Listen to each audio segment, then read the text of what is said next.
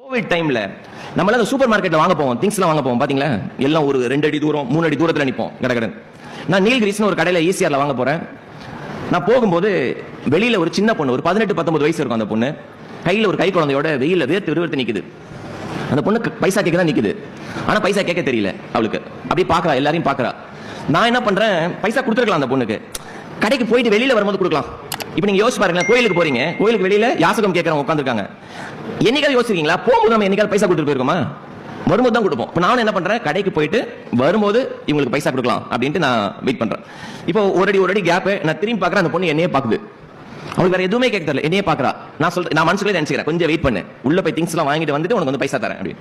உள்ள போனா அவன் நாளைக்கு உலகம் அழிய போற மாதிரி 8 packet bread, 10 packet bleaching powder எல்லாத்தையும் அழிக்கிறான் கடையில. ஏன்னா அடுத்து என்னைக்கு வர போறோம் தெரியல, கடைக்கு மூட்டையும் அள்ளிட்டு வராங்க.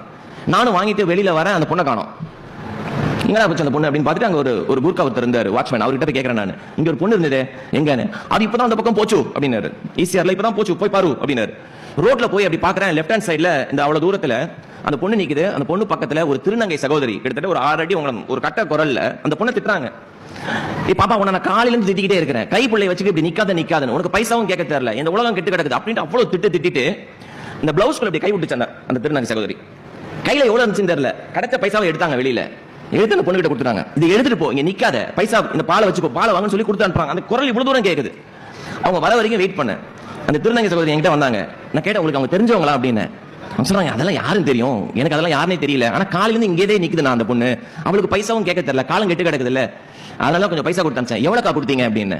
அது எப்படி தெரியும், இன்னைக்கு வந்த கலெக்ஷன் எடுத்து கொடுத்துட்டேன் அப்படின்னாங்க. எனக்கு அவங்களுக்கு பைசா கொடுக்கணும்னு இருந்துச்சு. என் பர்சன் ஒரு 2000 ரூபாய் எடுத்து அவங்க கிட்ட கொடுத்தேன்.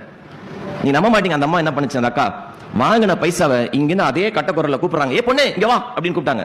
இந்த பொண்ணு வந்துச்சு, இந்த பாரு சாரு 2000 ரூபாய் கொடுத்தாரு, இந்தா வச்சுக்கோ அப்படின்ட்டு. நான் இவங்களுக்கு கொடுத்த பைசாவை அந்த பொண்ணு கிட்ட கொடுக்குறாங்க. போ, இந்த பக்கம் வராத போ அப்படின்ட்டு என்கிட்ட சொல்றாங்க. நல்ல நாள்லயே எங்களுக்கு யாரும் பைசா கொடுக்க மாட்டாங்க, இந்த பாலா போன கொரோனா வேற வந்துருச்சு அப்படின்ட்டு என்கிட்ட பேசிட்டு இருந்தாங்க. சார் சார் சார் ஒருத்தர் வரா சார், கை தட்டிட்டு அடுத்த ஆள் கிட்ட பைசா அவங்க போனாங்க. ஹியூமனிட்டின்றது இதுதான் ஹியூமனிட்டி. அடுத்த வேலை சாப்பாடு அவங்க என்ன சொல்றாங்க, இருந்தது எல்லாத்தையும் எடுத்து கொடுத்துறாங்க. நம்ம நினைச்சுக்கிறோம் நம்ம தான் பெரிய டொனேஷன் பண்றோம், பெரிய சேரிட்டி பண்ணுவோம். ஒவ்வொரு முறையும் எப்பெல்லாம் நான் வந்து பெரிய வேலை செய்யறோம்னு நினைக்கணும், இது மாதிரி ஒரு நிகழ்வு நடக்கும், நீ ஒண்ணுமே இல்லடா, நீ பண்றதெல்லாம் ஒண்ணுமே இல்ல அப்படின்னு தோணும்.